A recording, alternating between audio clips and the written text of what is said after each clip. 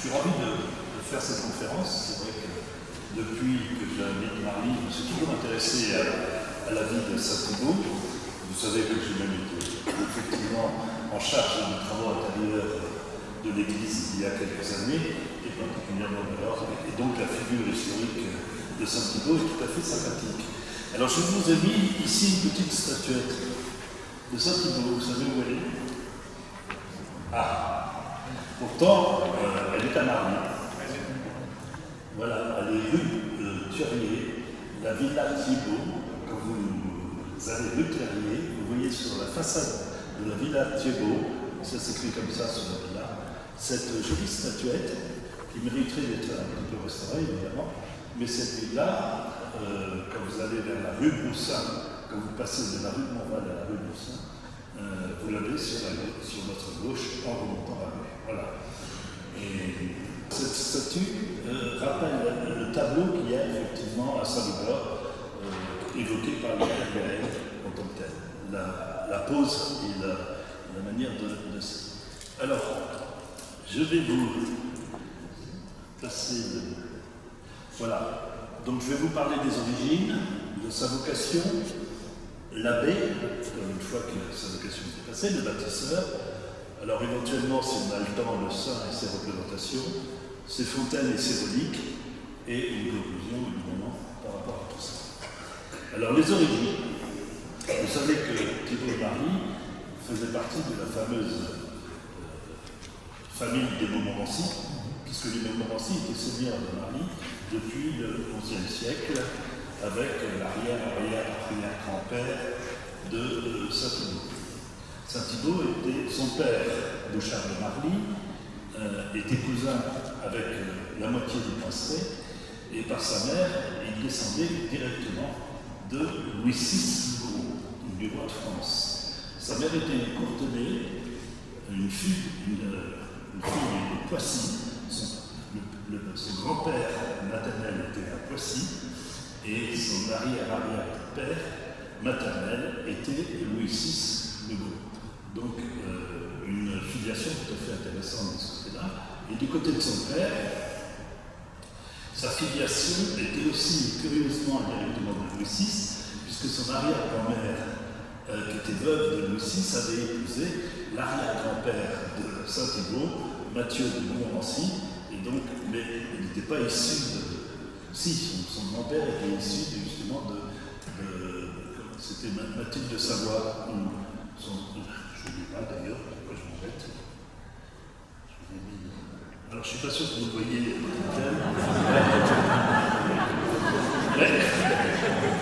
on va avoir du mal. Voilà. Alors, Thibaut est ici. Vous voyez. Thibaut est ici, donc Mathilde de Poissy, dame de Châteaufort, sa mère, est issue à la fois des Poissy ici et à la fois des Courtenay. Louis VI le Gros est ici. De ce côté-là, vous avez Bouchard de Marly, son père, et fils de Mathieu de Montmorency et de Mathilde de Garlande. Je reviendrai, sa grand-mère était de Garlande. Et son arrière-grand-mère est ici, Adélaïde de Savoie. Voilà, je vous retrouve un peu. Pourquoi je vous en parle d'Adélaïde de Savoie? En faisant un saut dans l'histoire, je vous en parlerai tout à l'heure à propos de ses reliques. Voilà. Donc, une filiation tout à fait comparable, si je veux dire, et Thibaut de Marly devait être seigneur de Marly à la mort de son père. En fait, son père Bouchard était cousin par alliance de Simon de Montfort. Si je vous parle de Simon de Montfort, ça me évoque la croisade aux Albigeois, les Cathares. Aujourd'hui, on parle de la croisade contre les Cathares. Lorsque Thibaut est né vers, on n'a pas sa date exacte, mais c'est vers 1205, dans cette période-là, son père est parti à la première croisade contre les Albigeois avec Simon de Montfort en 1209. Donc il était très jeune. Et son père a été prisonnier du seigneur de Cabaret pendant 2 ans. Et c'est sa grand-mère, justement, Mathilde de Garlande, qui va descendre dans le Midi, puisque il était fait prisonnier dans le Midi, à Cessac exactement, va descendre avec sa nièce Alix de Montmorency qui est la grand-tante, qui était une sœur de son grand-père, et qui avait épousé Simon de Montfort. Donc vous voyez que tout ça, c'est lié. Toutes les familles de la région étaient liées. Les Poissy, donc, et Bouchard de Marly va descendre à la croisade des Albigeois, avec non seulement les Poissy, donc les oncles, mais avec ses frères aussi. Donc toute la famille, pratiquement, est allée faire la première croisade contre les Albigeois, enfin dit les Albigeois, aujourd'hui les Catalans. Voilà. Et les Poissy, d'ailleurs, les oncles de Poissy vont mourir sur place. Bouchard va s'en sortir, il était le bras droit ou le bras gauche, ça dépend de Simon de Montfort, puisqu'on considère que le bras droit, c'était le beau-frère de Simon de Montfort, qui était Guy de Lévis. On y reviendra sur Guy de Lévis, puisque toutes les familles étaient liées par des liens matrimoniaux. Voilà, donc une filiation tout à fait honorable. Et de ce fait, du fait de la descendance du côté de Louis VI le Gros, Thibaut de Marly était cousin 4e degré de Saint-Louis, de Louis IX, le 9e degré. Ce qui est important parce que ça va conditionner effectivement tout le rôle que ce Thibaut aura dans l'aspect matrimonial entre Louis IX et Marguerite de Provence, justement pour son intercession sur la descendance de Louis IX. Voilà. Si vous avez des questions, vous n'hésitez pas, je réponds aux interrogations. Alors si je vous parle de Mathilde de Garland, alors du coup, pendant la guerre des Albigeois, ce qui a duré, il y a eu trois croisades. La première croisade a duré jusqu'en 1212 ou 1213, avec Simon de Montfort qui devient comte de Toulouse à ce moment-là, qui devient comte de Toulouse, la première victoire. Mais comme il y a eu une résurgence de la croisade, une deuxième croisade a été faite en 1220, 1221, 25 même, et son père Bouchard meurt à la seconde croisade avec Louis VIII, donc le père de Saint-Louis, à l'issue de cette croisade, de dysenterie, sous la mort de feu de guerre. Voilà. Donc, Thibaut a été élevé pratiquement par sa mère et par sa grand-mère. Il était dans un milieu très féminin.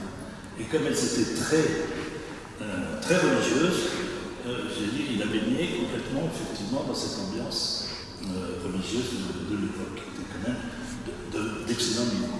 Sa grand-mère, Mathilde de Garland, on l'a un peu oublié, était issue aussi d'une famille tout à fait intéressante. Elle a donné en 1226 le terrain qui a permis de construire le collège des Bernardins, au Cistercien, déjà à cette époque. Voilà. Et je vous rappelle qu'elle est la créatrice du prieuré de Port-Royal, qui est devenue l'abbaye de Port-Royal, en 1209, parce que son mari, alors je n'ai pas parlé des grands-pères, mais le grand-père paternel de Thibaut, Mathieu, a fait la seconde croisade avec les Allemands. Des Allemands, on appelle la croisade des Allemands, et il est mort sous les murs de Constantinople en 1209-1210. Et donc sa veuve a créé l'abbaye de Port-Royal aujourd'hui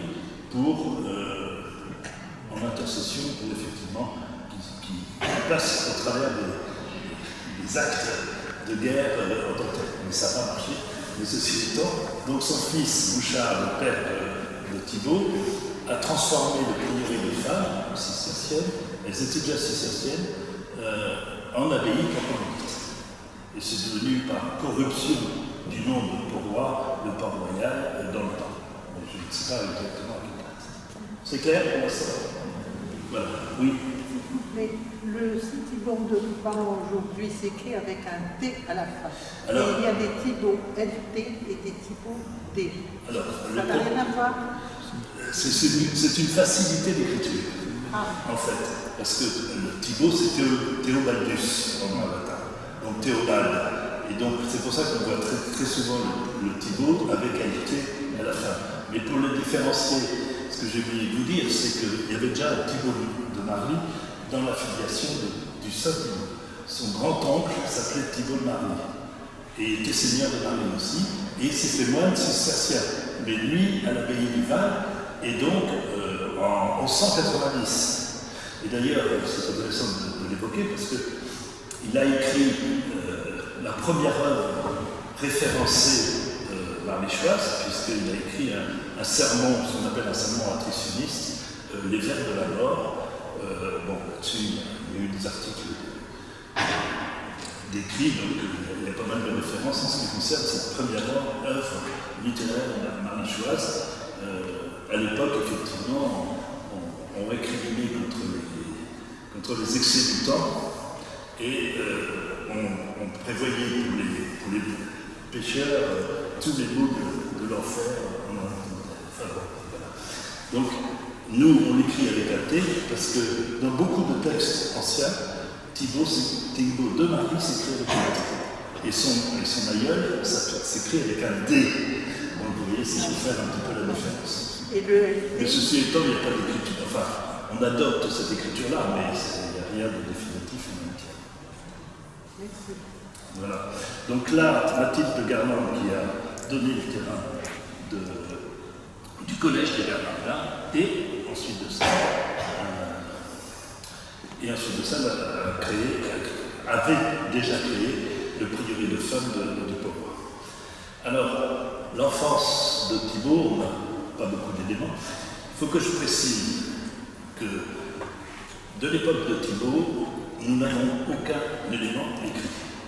C'est-à-dire que les chroniques, par exemple, de Saint-Louis ou le confesseur de Marguerite de Provence n'évoquent absolument pas ce Thibault dans leurs écrits. En fait, on commence à avoir des éléments écrits sur ce Thibault à partir du début du XVIIe siècle, avec la contre-réforme relative au protestantisme, si vous voulez. L'Église catholique a voulu écrire à ce moment-là un certain nombre d'éléments concernant les saints qui étaient remis en cause par la réforme protestante. Grosso modo. Mais, je veux dire, ça se réfère beaucoup, effectivement, à la tradition orale. Et c'est pour ça que dans la vocation de Saint Thibault, on peut douter de beaucoup de choses, mais de l'autre côté, c'est quand même, maintenant c'est écrit, ça a été repris, etc., mais c'est une question de foi, voilà, tout à fait. Donc, élevé par des femmes, par sa famille, avec une forte connotation religieuse évidemment, Thibault devait succéder à son père comme seigneur de Marly, puisqu'il était l'aîné de la fratrie. Ceci étant, en 1226, lorsque son père meurt, du coup, il se tourne vers la vocation nominale. Pourquoi? Alors qu'il était chevalier reconnu à la cour de Philippe Auguste. Le fait générateur de sa conversion serait qu'il devait participer à un tournoi. Comme allant au tournoi, il est entré dans son église et a assisté à la messe en tant que telle. Et comme il voulait retourner faire son tournoi, il rencontre ce compagnon-là qui le félicite de sa victoire. En fait, son ange aurait pris sa place pendant le tournoi, pendant que lui allait à la messe. Donc, de ce fait générateur, il se tourne vers l'aspect nominal et va demander conseil d'ailleurs à l'abbé de Vexenay.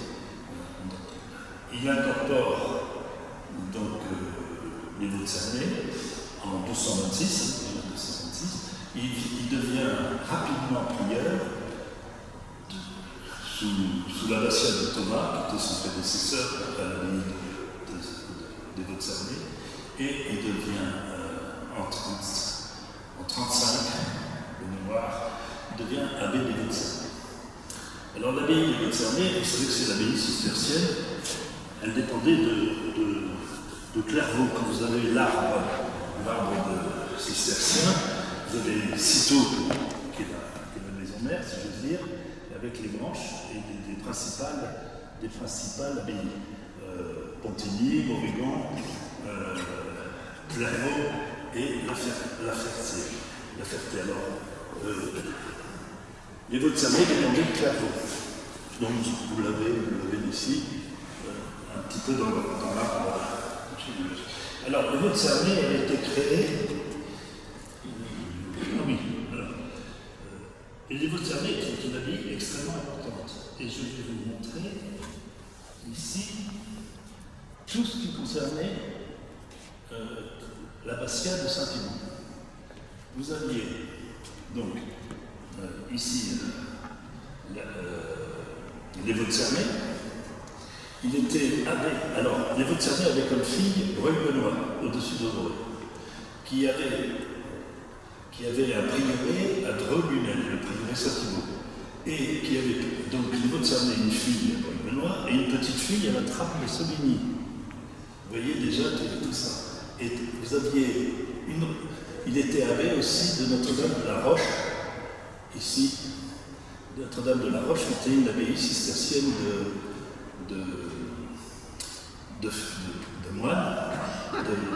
moniales, un prieuré à Saulceux, un prieuré à Vernon, prieur de Port-Royal, prieur de l'abbaye de l'Estrée au nord de Dreux, et une maison conventuelle à Paris, rue du Foin, qui existe. La rue du Foin existe toujours, mais le prieuré n'existe pas.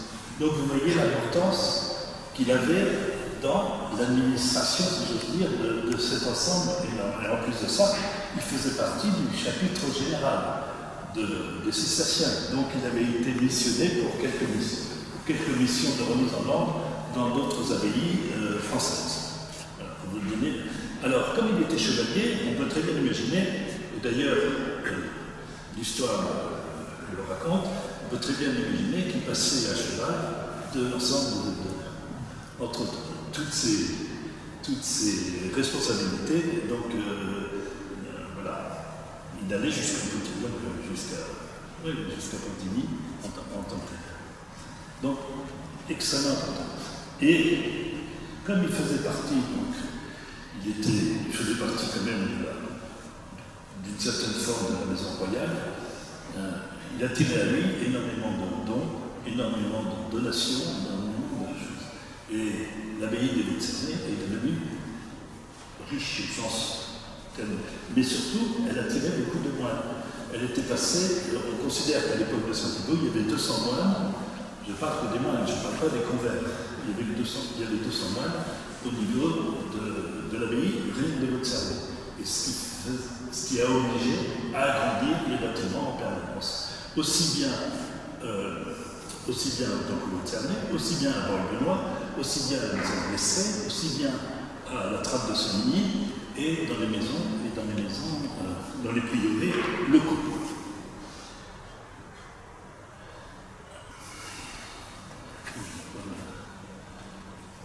Donc vous connaissez l'abbaye des Voûtes-Cernay, ce qu'il en reste. Pour faire un peu d'histoire, elle a été détruite à la Révolution.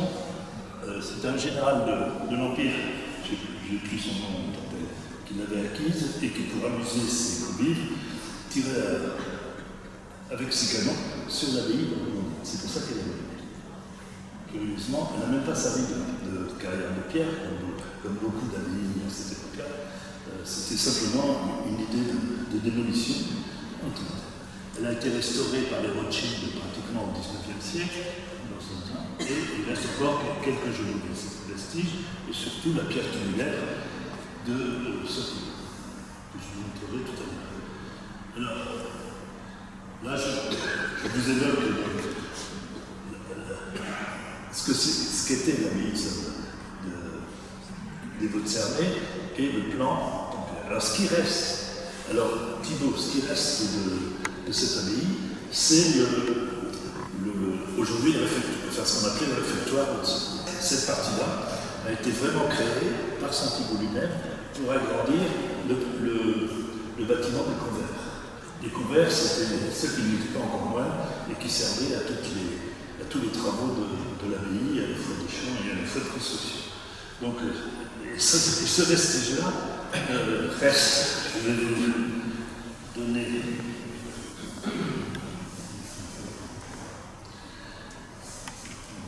Bon, je ne vais pas vous trouver autre chose, voilà. Donc c'était un premier temps.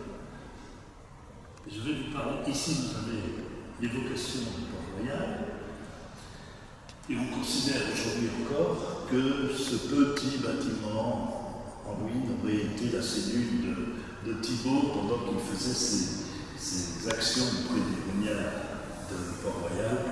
Voilà, ça aurait fait construire une cellule de telle manière à assumer ses fonctions de prieur, puisqu'il était prieur à ce moment-là.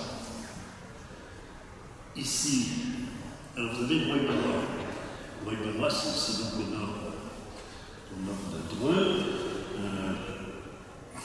Elle a été créée en 1137 et il appela les religieux de l'abbaye des Vaux-de-Cernier, c'était Foulques de Bassony, qui est le seigneur local, qui a créé cette abbaye. Il a appelé les moines des Vaux-de-Cernier pour pouvoir l'occuper.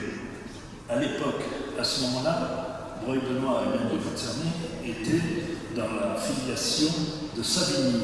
Alors Savigny, c'était un ordre qui avait été créé par, je ne me souviens très bien, vous saurez, voilà, et qui avait été rattaché très rapidement aux cisterciens en 1147, 10 ans après. Voilà. Donc, vous avez donc cette abbaye qui est magnifique, aujourd'hui qui est privée, là, en tant que telle. Donc la nef a été reconstituée, le chœur blanc, le chœur que vous voyez ici est toujours dans cet état-là. Toute la partie du cloître et du bâtiment conventuel n'a pas été restaurée non plus, mais il y a au XVIIIe siècle, avec les abbés commendataires, un nouveau bâtiment s'est créé, ce qu'on appelle le château aujourd'hui, à Breuil-Benoît. Ça vaut le coup, hein, franchement, si vous allez du côté de Dreux, n'hésitez pas. Alors, à Dreux, vous avez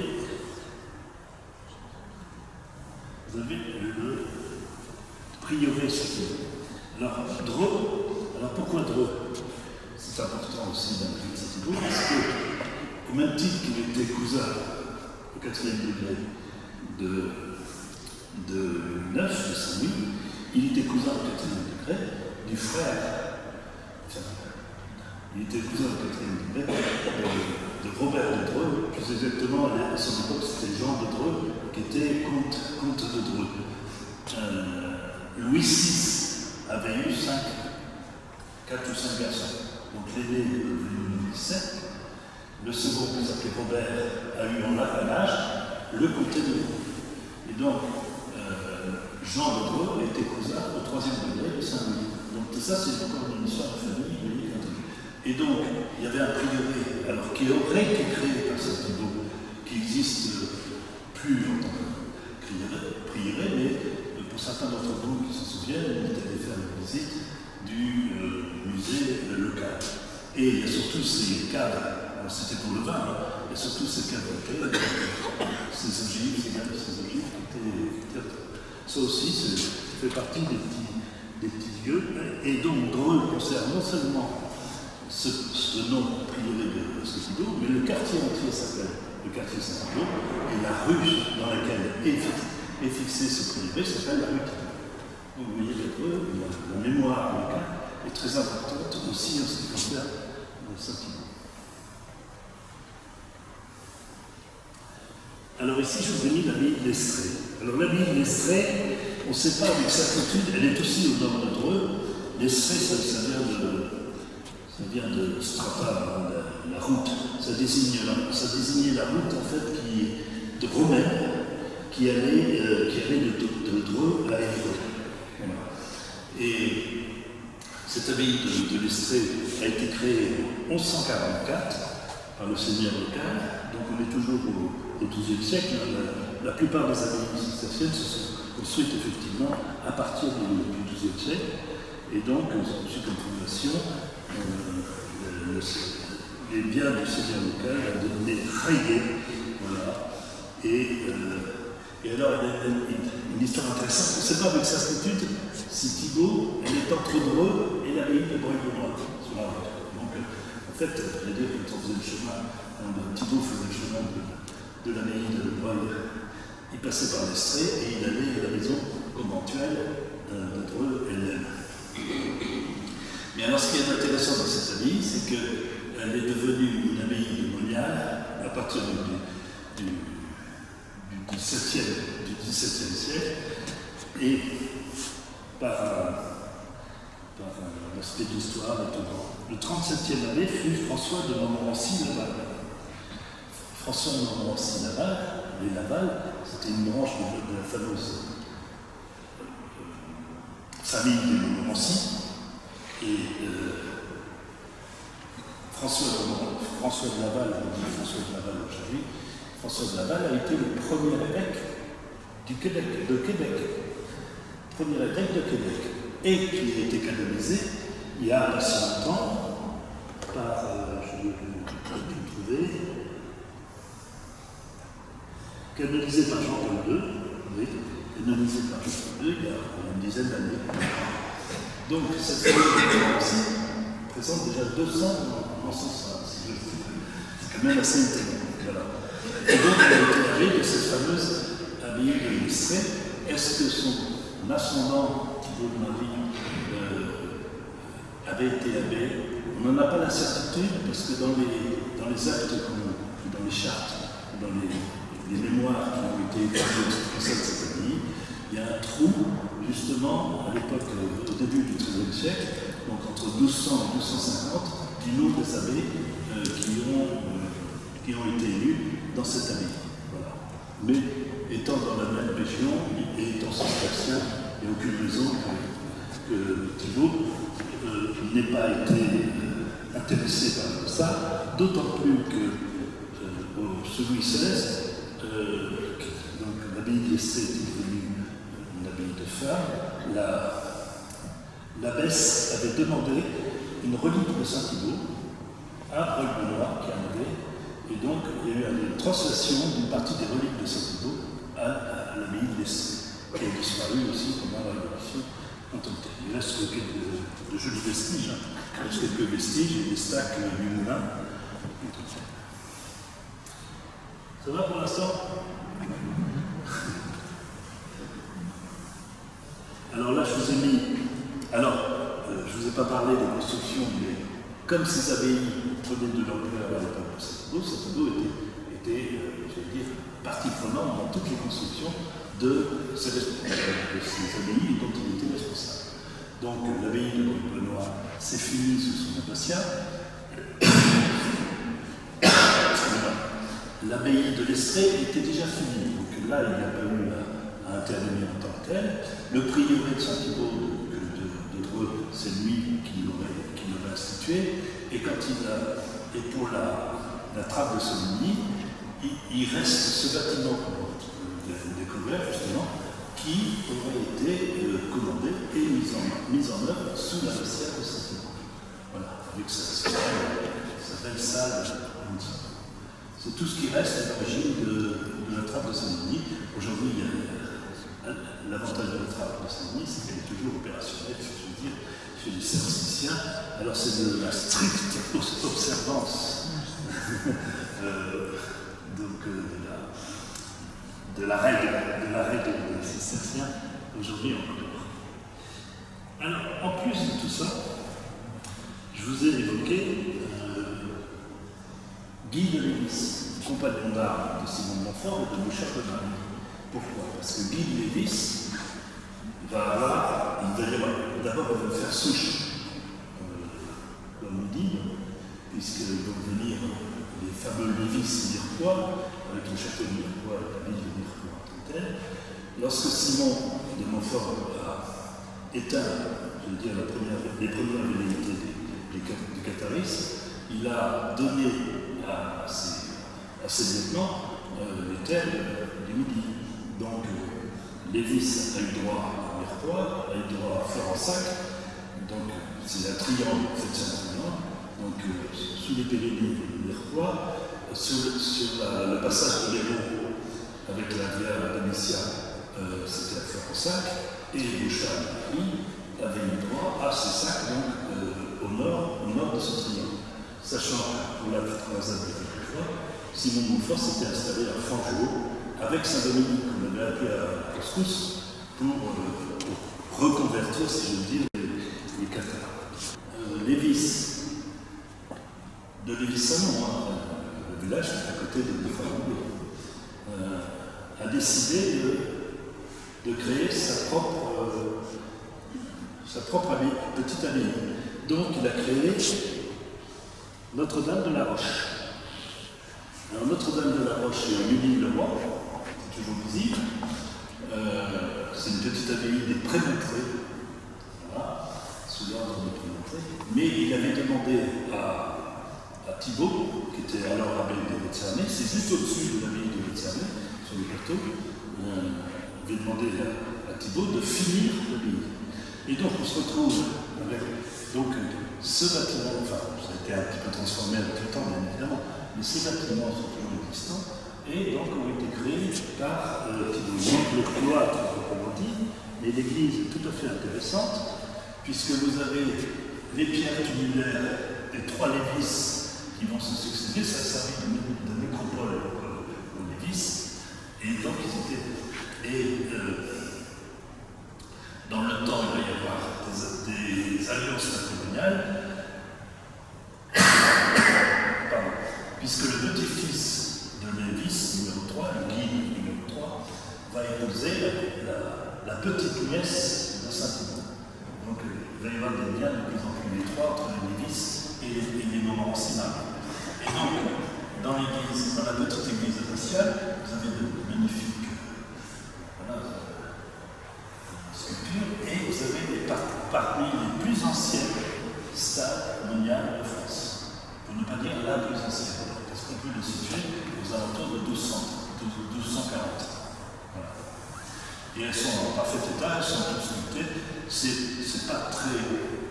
Ça ne vaut pas se mettre en commun, pour ceux qui connaissent, mais c'est assez intéressant en tant que tel, surtout le cas. Donc c'est pour ça que Notre-Dame de la Roche, ça reste aussi dans l'obédience de Saint-Thibaut. Donc vous voyez l'importance qu'il avait territorialement à cette époque-là. Alors, aujourd'hui, c'est une fondation toujours de Lévis qui est propriétaire de cette abbaye, et il y a une école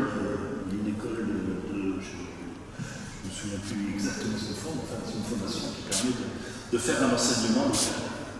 Alors, on peut le visiter, il faut prendre, pour ceux qui s'intéressent, rendez-vous avec l'Office de tourisme de Ménil-le-Roi, qui organise à ce moment-là une visite aussi. Mais ça vaut le coup si on fait tout un trajet. Alors, pour la petite histoire, je vous ai mis l'église de Saint-Nom-de-Montèche.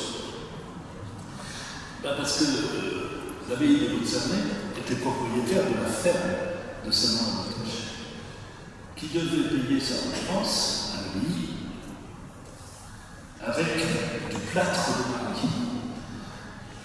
Autrefois, le seigneur de Marly, enfin la seigneurie de Marly descendait jusqu'à la Seine. Il y avait une loge, enfin, il y avait donc des ressources de poissons, des ressources de vin évidemment, des ressources de la forêt évidemment, et les ressources des carrières qui sont aujourd'hui à Port-Marly, sous Monte Cristo particulièrement. Donc ces carrières de plâtre ont été exploitées jusqu'au XIXe siècle, 18e, jusqu'au XVIIIe, et après transformées en champignons de mer, en champignons de minière, comme dans la vallée de la Loire, à côté de Saumur, etc. Voilà. Et on faisait, à l'époque, du plâtre. C'est pour ça que d'ailleurs, il y a un quartier de Port-Marly qui s'appelle le quartier du Four, du Four à chaud. Voilà, du Four à chaud, du musée de chaud. Et on faisait le fameux blanc de Marly. En fait, ce qu'on appelle aujourd'hui le blanc d'Espagne, son origine, elle vient du blanc de Marly qui a été transformé après épuisement, qui est passé à Meudon, le blanc de Meudon, mais Meudon était aussi un fief de Marly, un fief des seigneurs de Marly. Donc, vous voyez, c'est besoin de rapprocher les histoires locales de ça. Et donc, le fermier de Saint-Nom devait ses sacs de plâtre, d'une part, et devait effectivement ses sacs de blé aussi, puisqu'il n'y avait pas de vigne à ce niveau-là. Au niveau de la plaine de l'Alsace, c'était plutôt de céréales. Et donc, le lieu était dédié à la ferme, ce qu'on appelle la ferme d'Imrès, pour la dîme, pour notre l'entrepôt des victuailles. Et c'est Saint Thibaut qui a donné le terrain pour créer la paroisse de Saint-Nom à Bretèche. Et donc l'église de Saint-Nom, la partie 13e, il y en a une petite partie maintenant encore identifiée dans l'église elle-même, vient de Saint-Thibaut, enfin de l'abbaye des Côtes-Cernay et de la volonté de Saint-Thibaut pour créer cette paroisse. Et alors il y a une autre histoire locale, c'est que l'église de Saint-Nom possède une relique de Saint-Médard. Et quand on a fini les travaux ici, quand il fut maintenant l'hôtel avec Saint-Médard, j'avais demandé éventuellement au curé de Saint-Nom s'il pouvait nous transférer les reliques de Saint-Médard qui ont disparu à Saint-Médard depuis le temps. Et finalement, c'est l'évêché qui n'a pas souhaité, parce qu'il y a tout un protocole de translation extrêmement important, extrêmement lourd, pour une translation de livre d'un lieu à un autre. Mais donc, quand vous allez à Saint-Nom, à droite de l'hôtel, vous avez le reliquaire avec, je ne me souviens plus quel est, c'est un morceau assez important de Saint-Médard qui est en relique à Saint-Nom. Alors, c'est pour la petite histoire. Bon, j'en viens. Ça va pour l'instant? J'en viens à.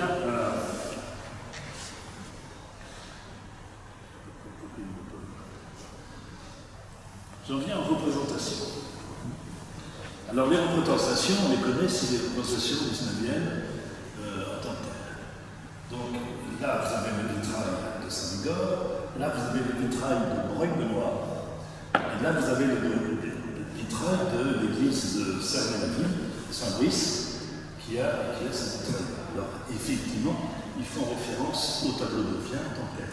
Mais ce qui est intéressant dans les représentations, c'est qu'on a retrouvé dans les ruines des Vaux-de-Cernay cet élément en pierre qui existe toujours, où Thibaut est représenté à cheval, comme un chevalier. Et c'est commémoré à cause de ça par l'acte d'inventaire du prieuré Saint-Thibaut, de Dreux, où Saint-Thibaut était représenté sur un cheval en tant que chevalier. Ce qui est logique. Et ce qui fait qu'à Breuil-Benoît, vous voyez que Saint-Thibaut est représenté sur son cheval au XIXe siècle, en tant que chevalier toujours. Alors, la légende miraculeuse de Saint-Thibaut, vous la connaissez, c'est le fait d'avoir intercédé pour Saint-Louis et Marguerite de Provence afin qu'ils aient des enfants. Je peux vous raconter l'histoire parce que. Et ce qui a permis la succession de Saint-Louis et la royauté jusqu'au XIXe siècle. Alors.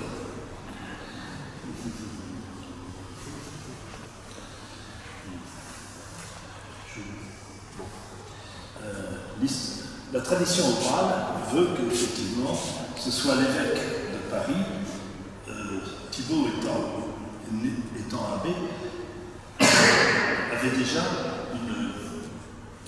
une réputation assez sainte. Donc l'évêque de Paris a demandé à Saint-Louis, qui était marié depuis 7 ans avec Marguerite de Provence, d'aller demander l'intercession de Saint-Thibaut pour avoir des enfants.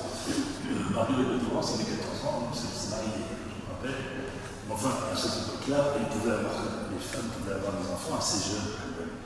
Mais on parlait de divorce à l'époque. On parlait vraiment de divorce.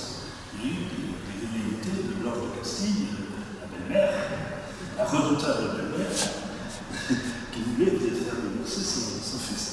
Donc l'intercession a marché, puisque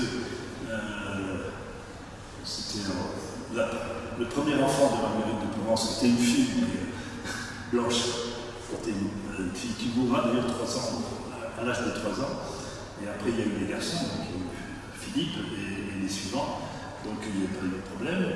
Et la légende de cette époque-là, c'était simplement la première intercession de Saint-Thibaut qui avait fait boire les époux à la fameuse fontaine miraculeuse des Vaux-de-Cernay. Alors cette image d'intercession a évolué au XVIIIe siècle grâce au tableau de Vien. Louis XV voulait un tableau sur Saint-Thibaut. Et il avait demandé à Saint-Thibaut de représenter, à Vien, de représenter Saint-Thibaut et toute la descendance royale de Bourbon à ce moment-là. Mais Vien, il a eu une autre idée, et il a eu cette fameuse idée de présenter à Marguerite de Provence une corbeille de lys, que les 11 lys, les enfants, symbolisent les enfants de Marguerite, et qui présente cette fameuse corbeille de lys. Et c'est resté dans l'histoire. C'est une belle représentation. Voilà. C'est d'autant plus beau que le lys est symbole de la royauté, évidemment, et symbole de la Bible aussi, donc, dans ce tableau est symbolisée toute la partie religieuse de Thibaut en tant que tel. Voilà. Et ce tableau était destiné au château de Saint-Hubert. Normalement, le château de Saint-Hubert était un château dans la Flandre de chasse, notamment de Louis XV. Or, il n'avait pas été terminé dans Louis XV, donc c'est Marie-Antoinette qui a décidé de l'installer dans la chapelle du Petit Trianon, où il est toujours. Et que Versailles nomme sous le terme de Saint-Dominique. Je leur ai écrit, j'ai mis de réponse, mais bon, voilà. Donc voilà. Et donc c'est cette intercession qui est restée dans la mémoire des gens et qui a permis justement la création des vitraux tels qu'on les connaît aujourd'hui et la création de cette partie miraculeuse. Alors, une autre partie aussi très intéressante, alors qui nous est venue récemment, enfin cette image nous est venue récemment, où il est indiqué que, d'ailleurs c'était Saint-Thibaut, abbé de l'ordre de Saint-Bernard, ça c'est Raymond qui revient là-dessus, qui disent pas les cisterciens. Par la Vierge Marie, obtient une connaissance extatique de la Sainte Trinité. Et ça aurait été rapporté dans les textes par le successeur de Saint-Thibaut au moment de sa translation de ces reliques, justement dans la chapelle des Vaux-de-Cernay. Et c'est une illustration qui nous vient du XVIIIe siècle, 1770. Donc elle est intéressante, et c'est une légende, enfin une légende miraculeuse, qui nous vient de la nuit des temps. Mais comme je vous le disais tout à l'heure, comme on n'a pas d'écrit, proprement dit, de l'époque de Saint-Thibaut, tout ça, ça a été c'est de la tradition orale qui a été écrite à partir du XVIe siècle. Voilà. Mais c'est intéressant de voir que l'illustration, quand même, des illustrations, c'est probablement sorti d'un missel, d'une vie des saints, parce que vous avez la date de 8 juillet d'avant, qui est la fête de Saint-Thibaut officielle. Voilà.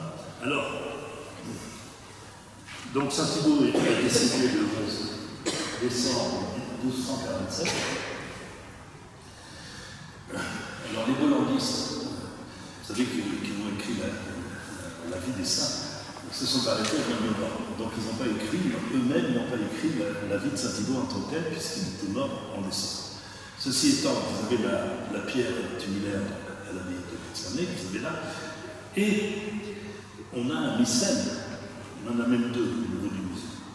On a un missel de l'office Saint-Thibaut et de l'office Saint-Ligoire, qui ont été écrits sous Louis XV, en 1740. Et donc, ce missel reprend toute l'histoire que je viens de vous raconter, à la fois les origines et à la fois la conversion, c'est bien un grand mot, les aspects miraculeux de Saint-Thibaut et son abbatiat. Et alors, curieusement, dans nos recherches, on est tombé sur cette crosse. Et cette crosse est attribuée à Saint-Thibaut. Elle viendrait, je vous en ai parlé, de Notre-Dame du Trésor, qui était une abbaye sous l'obédience de Saint-Thibaut. Et c'est la famille de Rothschild qui l'a dans sa collection. C'est un article qui était paru au début du XXe siècle. C'était Nadine de Rothschild de l'époque qui l'avait dans sa collection. J'ai essayé de retrouver quelle était la branche de Rothschild qu'il avait maintenant, mais on l'attribue à Saint-Thibaut. Et comme il y a l'évocation de la Vierge dans la crosse avec la vie de la Vierge du nom du bâton, il me semblait intéressant, surtout quand on a fait les 50 ans, où on a fait venir le crâne de Saint-Thibaut, d'avoir cette crosse aussi en même temps.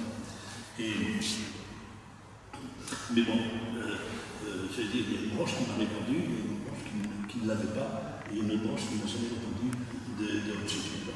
Il semblerait que ça existe. Voilà. Et pourquoi la Vierge? Parce que Saint-Thibaut avait une adoration, effectivement, pour cette Vierge, et il plaçait toutes ses actions sous la protection de la Vierge.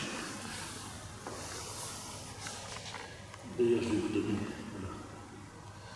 Voilà donc. Thibaut, fils de Bouchard de Montmorency, seigneur de Marly et Mathilde de Châteaufort, fut attiré de Dieu dès son enfance par la douceur de la consolation céleste. Il garda avec un grand soin son cœur de l'innocence et une dévotion particulière pour la Sainte Vierge, dans la jeunesse, etc. Donc vous avez l'histoire de Saint-Thibaut qui est déjà relatée dans cet office-là.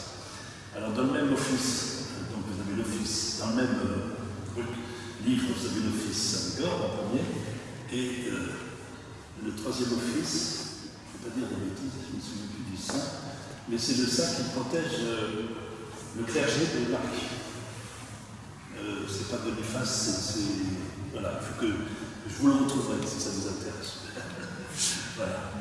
Donc, alors, il existe deux ouvrages, et la représentation qu'on a de Saint-Gor en estampe est sortie de cet ouvrage-là. Ceux qui connaissent, il y en a une représentation à la sacristie de Saint-Gor. Voilà. Alors, maintenant, les fontaines miraculeuses. Donc, les fontaines miraculeuses, donc Saint-Thibaut de Cernay, le lavoir Thibaut. Je vous rappelle que vous avez des ex-photos sur l'autel Saint-Thibaut de Saint-Gor, où vous avez des remerciements des jeunes femmes pour l'intercession de Saint-Thibaut pour avoir des enfants. Et jusqu'au début du XXe siècle, les filles jetaient des pièces dans le lavoir Saint-Thibaut, qui était la fontaine Saint-Thibaut, et pour avoir, en faisant le vœu d'avoir des enfants. Alors vous en avez une. Alors, oui, je reviendrai. Donc vous en avez. Saint-Thibaut de Marly est plutôt honoré dans l'ouest de la France. Vous aviez un Saint-Thibaut de Provins d'un siècle précédent Saint-Thibaut de Marly. Saint-Thibaut des Vignes, on appelle aussi Saint-Thibaut des Vignes, qui lui est honoré à l'est de la France. Voilà. C'est les deux Saint-Thibaut qui existent. Alors il y a souvent confusion entre les deux. Donc, je veux dire, c'est pas très grave. Et donc Saint-Thibaut de Provins est plutôt honoré à l'est de la France, et Saint-Thibaut de Marly plutôt à l'ouest.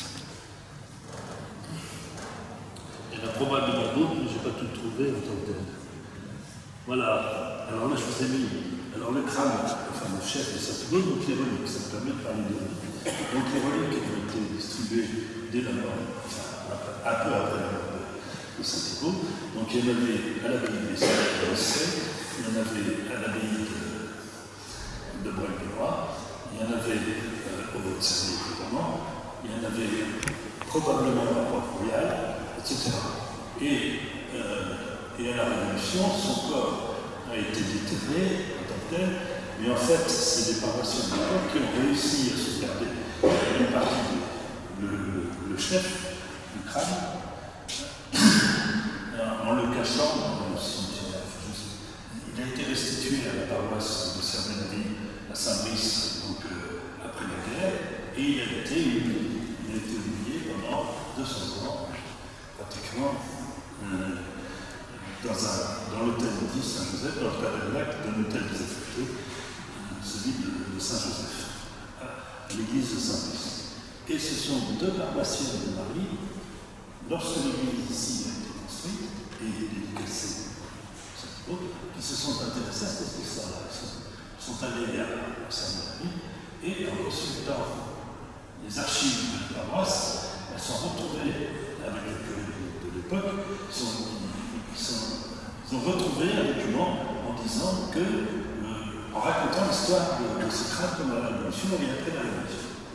Et en faisant des recherches, du coup, le curé local a retrouvé ce crâne dans l'hôtel enveloppé de boîtes, etc. Et donc, l'évêque de Marseille, qui était à l'époque 62, c'était pas si c'était avant. Pardon Renard. L'évêque de Renard a demandé une expertise. Et donc, il y a eu une expertise par le laboratoire d'anthropologie de Rouen sous la direction du professeur d'Astac ou d'Astuc à l'époque. Et il a confirmé que c'était un crâne savoyard. Parce que vous savez que les crânes savoyards ont une particularité, c'est que comme le monde le sait, il y a une déformation du crâne qui s'est fait Non, on ne va pas aller jusque-là. Bon, surtout pour Saint-Thibault, on voit quand même. Et en fait, ça nous rapporte à mon premier exposé sur les origines, puisque c'est grâce à Adélaïde de Savoie, son arrière-grand-mère, dont il descendait, qu'on a pu déterminer que ce crâne pouvait effectivement être authentifié comme étant le crâne de Saint-Denis. Mais l'histoire. Alors, l'évêque de Versailles a confirmé cette origine, et donc, ici, à l'occasion des 50 ans, on avait fait venir la chasse, Laurent Lequer, et on l'avait exposé sur là, avec le lycée dont je vous montrais tout à l'heure l'origine, qui nous avait été prêtée par le musée. Voilà. Et depuis, le reliquaire a été refait, le crâne est dans le mur de l'église Saint-Louis, derrière un coffrage, toujours pour des questions de sécurité, je disais, les évêchés craignent toujours, je veux dire, de transférer des reliques ou de les mettre à disposition parce qu'il y a un trafic de reliques qui sont faits pour des gens mal vus. Voilà, on va dire comme ça. Et donc, ce qui est intéressant pour en finir, ce que 800 ans après de Saint-Thibault, la mémoire locale est restée et que naturellement, la découverte de cette église s'est fait en l'œuvre du saint local, qui reste le seul saint des Yvelines. Il a refait toute sa carrière, ces choses. Il y est né, il a eu son abbatiat, et il y est mort. Voilà.